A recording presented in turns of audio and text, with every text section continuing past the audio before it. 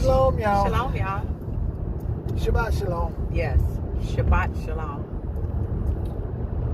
As you've seen before, this is our ride and chat with you as we hit the service. Yes. To praise and worship the Most High. Yes. Say welcome back. Have I said it before? How much I love the Shabbat? How much Possibly, I love but the Sabbath? It never gets old. No, because I mean, this day, I think all of our bodies are designed to just enjoy and reap the benefits of the Shabbat. It's like after a certain point, our bodies just start to. Our bodies need that rest. Just kind of calm down and just start settling in his rest. Shalom. Shalom, y'all. What you waiting on?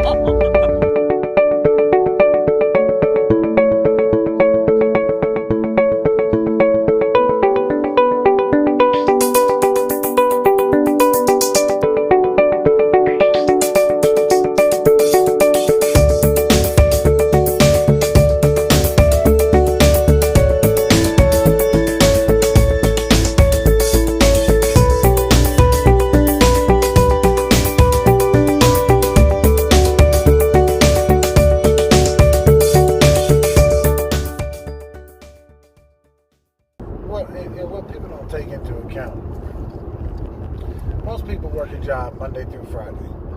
By the time the end of Friday gets here, your body is beat down and you cannot wait for the weekend. Well, there's a reason for that.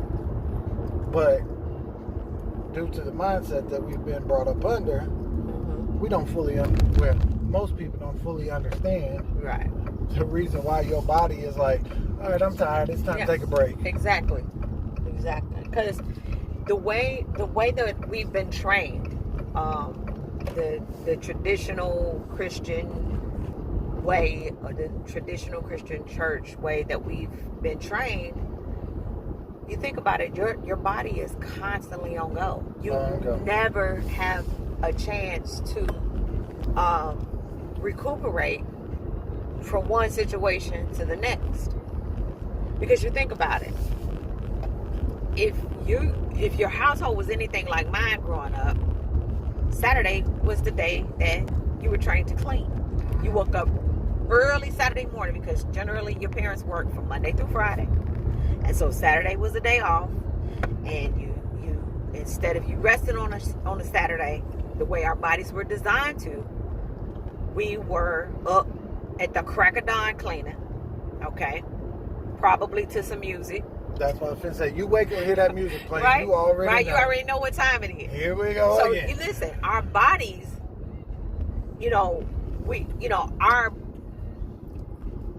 not our yielding to Yah bodies, but we were trained from a young age to work on Saturday. Right. So, not the correct way, but to work on Saturday. So, we got up. You already knew what it was. Before your parents ever came into the room and was like, hey, get up. You got up and you started your chore. Whatever chore that chores that might have been. In our household, it was the deep cleaning day. There was multiple S's at the end there. Oh yeah. From wiping the walls down to the baseboard, everything. You knew. Without even any instruction, you knew. Oh yeah. It's time. We got to get up. And then it better be done right. Right. And then Sunday, if your household was similar to mine, we got up early and were prepped for church. We went to church Sunday. And Sunday, we were in church the entire day pretty much. Because grandmother was an evangelist. Mama played the piano and was praise director and a whole host of other things that she did, being very active in the church. And so we were there primarily all day long. So then when does your body have time to rest? Because think about it, by the time you get home, you have, as a child, you have little to no time to play. And then it's right back to school Monday morning. Or like us, even in the summertime, in the summer months, Mama still had stuff for you to do. You wasn't just going to sit around the house and do absolutely nothing. So you see how we were conditioned to, or our bodies were conditioned at one point just to work or be active with no rest, constantly, nonstop. So now, walking in the truth, walk it out. we have learned and are teaching our children that Yah said that it's okay for us to rest. He said that. So that's what we do. And you imagine that it allows you to function a whole lot better. It allows your body to function, your mind to function a whole lot better. Ain't that something? Yes. How great is RL? You know, and then I heard on a video yesterday, and I've always felt this in my spirit. I've always felt this, that Yah. Oh, I know what it was. Moreh Yoshiyahu from the Awakened Remnant Coalition. Shout out to him if he ever watches these videos. Yesterday, I was listening to a teaching, and it was more like the meditation series that he does. And he said that we were created to live forever. When Shiwa, Eve, and Adam were created, they were created to live forever. It was the sin that they entered into that changed all that. And if you think, but you know what, not to cut you off, but and I think that he still blessed us with long life, because look at the age of like Abraham. Right. They still were blessed with long lives through obedience. Through obedience, but because it says you will have many days, right, or whatever. But right, through the type of lives that we've led through the generations since then, right, our years have just been cut shorter and shorter and shorter.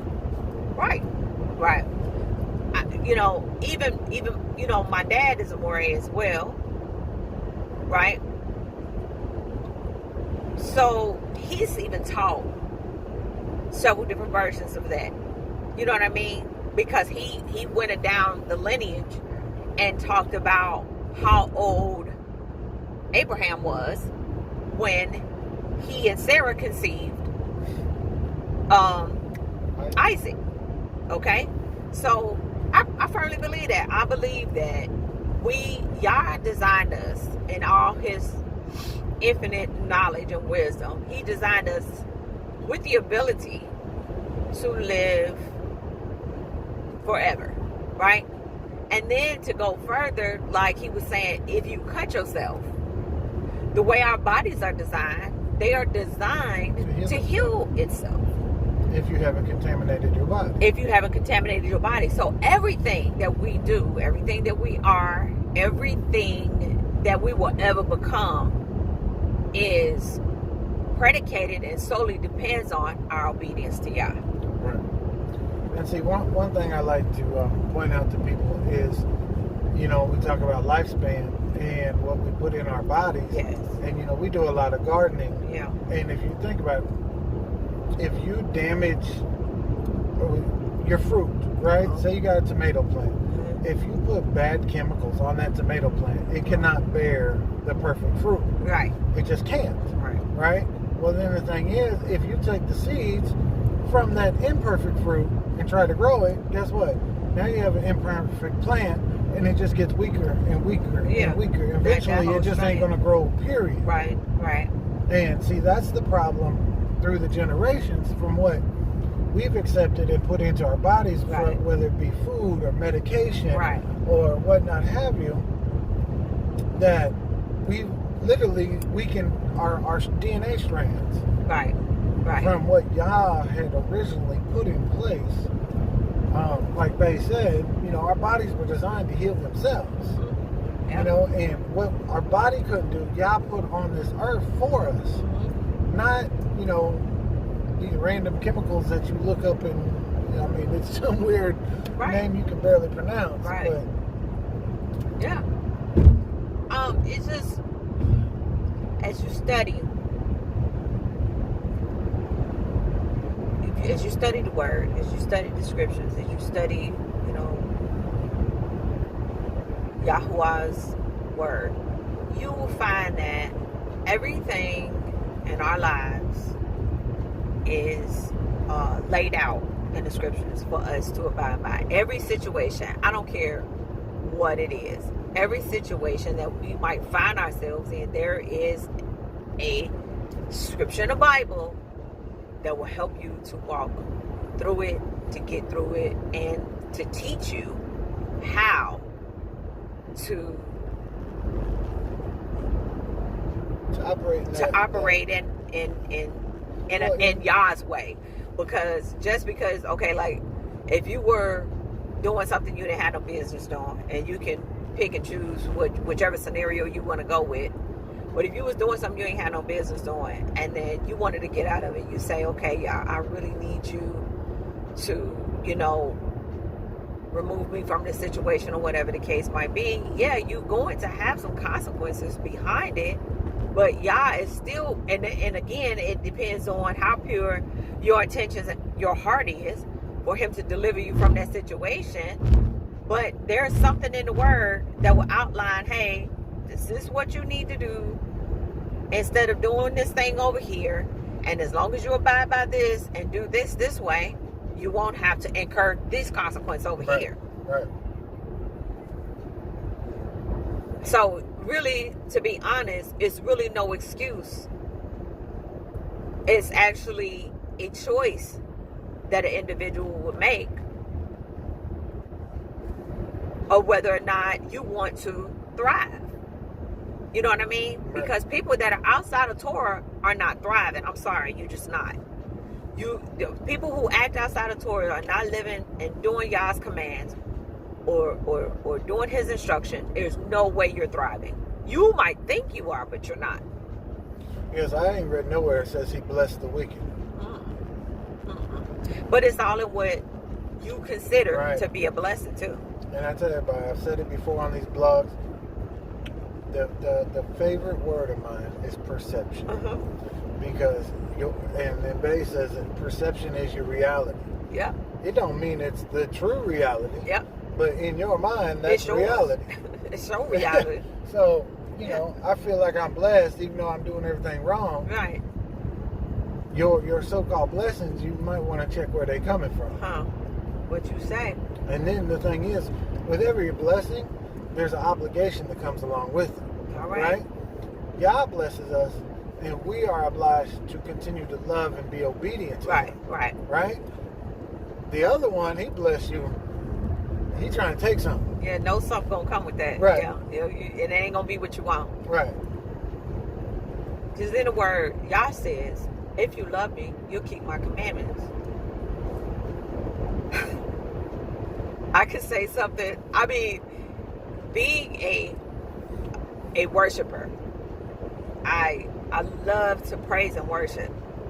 I lead praise and worship at our assembly. Okay. But even before then, I would, you know, when we were in the Christian church, I would sing, and of course, you know, all the feel good gospel songs and stuff like that. And I now think about it in hindsight, the words that you're singing. And it's like, do you really believe that though? Like, do you, yeah. What I have thought about lately, and it's funny you bring that up because I came across this lady that sells like decor out of old hymnal pages. Okay. Most of them hymnals were written in the 1800s, the 1700s. Right? Like, long time ago. But we know where the deception come from. So then, like, I'm not saying I'm right, wrong, whatever. Just like my way my brain works, it's like, I'm like, so what part of the deception were they? Like, were they deceived or were they part of the deceptors? Yeah. You know what I'm saying? Yeah. So I'm sitting there writing these songs Mm-hmm. that biblically don't line up. A lot of them. Right. If you go back and try to compare the hymnals we used to sing Right. with scripture, Right. a lot of them don't line up. Mm-hmm. But we sung them because they sounded good. They Yep. made us feel good. Get all the feels from them. And, you know, Sister Margaret up there playing the organ. And, Yeah. you know, Yeah. it's just like, you have to Yeah. question it. Or I'm about to mess it up now. I'm about to mess it up. And this might not even make it to this video because I got to say this. Or in modern day Christianity. As you mentioned, Sister Margaret playing the organ. How about the choir leaders of today? Just And the you fact- let your imagination go wherever you want it to go. But those of us that were raised in that know exactly what I'm talking about. All that hooping and hollering and Putting all on a that. show. Exactly. That hooping and that hollering and that spirit that the songs was sung in, regardless even if you felt every word that you were singing, it's in the audience. The deliverer that was up there doing the most, directing the choir, those were the ones that were, in my opinion, the deceptor. Well, and then you have to be careful too, because, you know, the word says, be careful who you follow. Yeah. Well, though, before they were called, well, and a director is a leader, right? Whether it's Come on, choir somebody. director, you know, leader, whatever they call it. And you was hired by that assembly, by that church, to be the praise and worship Leader. or minister. Right. So now you're having to fall behind somebody that you may not agree with how they live their life. Mm-hmm. You may know in your perception, and I'm trying to keep it generalized because I'm not Please. trying to be Right. boycotted and all this Yes. stuff. Uh-huh. But you may not believe in how they live their life. It's your perception that their lifestyle goes against Torah. Right. Well, one, I'm going to say it's not our place to judge. Yes. Two, because I don't have to answer for them. And three, I have to worry about my own. Yep. So, with that being said, all I want to say is be careful who you fall behind. Right. Right. Does that Right. make sense? Oh, absolutely. You hit the nail on the head. And you know, that was just, that finished up the point that I was going to make about that and why it's so important for you to study to show yourself approved. Because it didn't say you're supposed to listen to the person that's teaching you word for word, verbatim, and not challenge right. anything they say. And just do what they tell you to do. Right. You're not, you know, no, that it doesn't say that anywhere in the word. So there it is. And that goes for ministers, that goes for praise and worship leaders, that goes for, that's why when I do, when we do praise and worship, you know, we pray that Yahuwah allows the Ruach to move and lead us into the songs that are being chosen, the word that goes forth, all of that. Because it is not us who you need to be paying attention to. We want you to pay attention to the Most High. Yeah. It ain't me. You know, a lot of times I don't even want to stand up there. I don't want to stand up there because I don't want you focused on me. I want you to focus on the spirit in which it is supposed to be given. You know what I mean? Ushering individuals into praise and worship. You know, so that's the way, you know, I feel. And again, you know, I could be wrong, but I try to speak from my studies and facts that I found in the Torah, period. But, you know, one thing I come across all the time on the internet, and it's funny to me because people can make fun of churches and this, that, and the other, but you know, more people make fun of worship ministers than they do the actual minister, right? Now, there's fault on both sides, right? I'm not saying I'm perfect, but because they have, I want to entertain you, has become the parkour, you know, now it becomes a point of, now you draw attention from maybe unwanted sources. Right. But, I mean, what works for you, but guess what? That don't always mean it works for y'all. Right. That's right. That's right. That's right.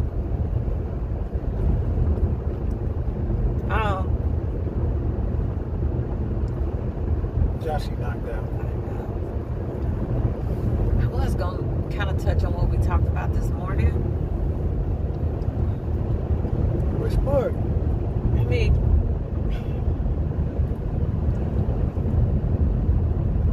I definitely, and I think I speak for you too, because you know,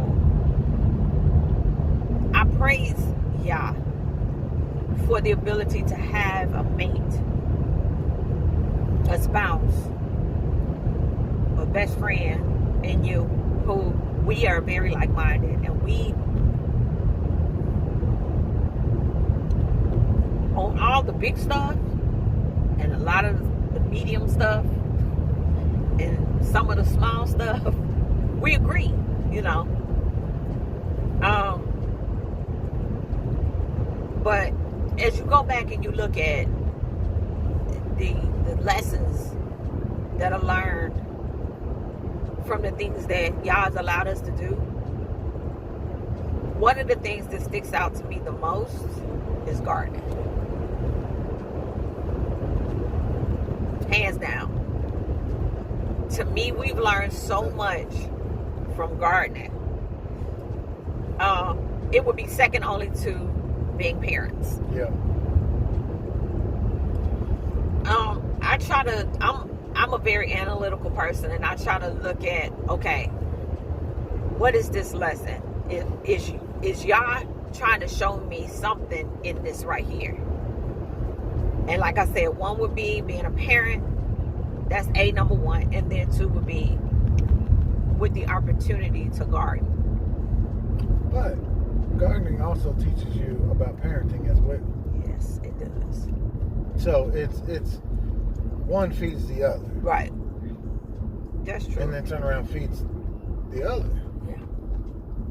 Yeah. Because let me tell you, and we talked to it because it's spiritual to so many different levels. Right. Rural Roots talked about it. I've said it before. You know, a lot of gardeners, they start their seeds indoors.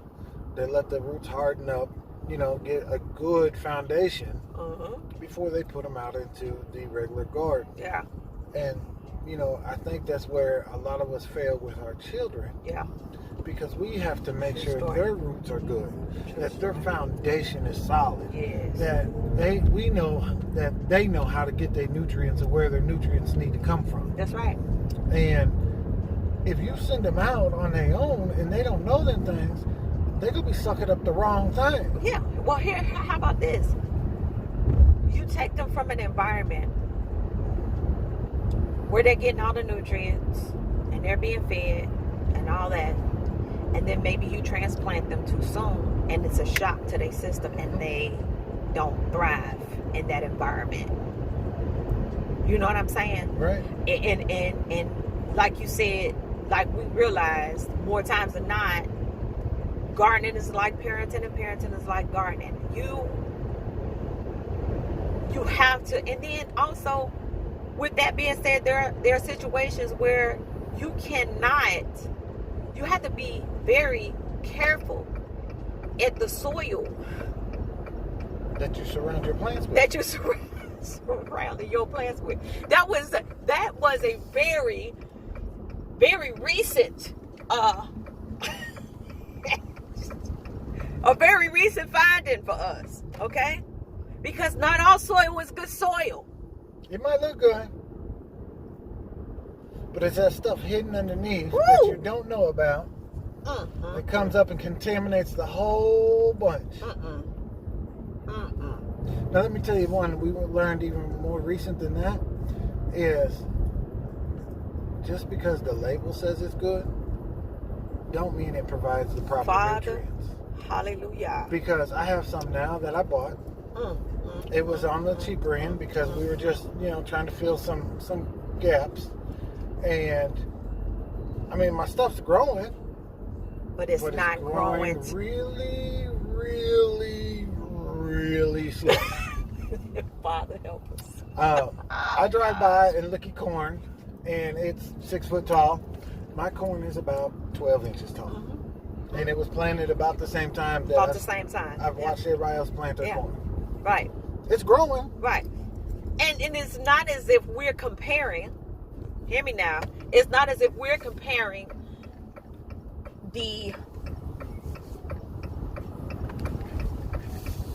time in which our garden to somebody else's garden. Okay? But sometimes you put in situations to pay attention to it to teach a lesson. It's a teachable moment. Okay? So praise the Most High, y'all. Well, we love y'all. We are here at the assembly, about to go in and get set up. But we love you. We love y'all. Thank you. Many, many folds over. Yes. Shalom, and please Shalom. have a restful Sabbath. Yes. Shabbat Shalom, y'all. Shabbat Shalom.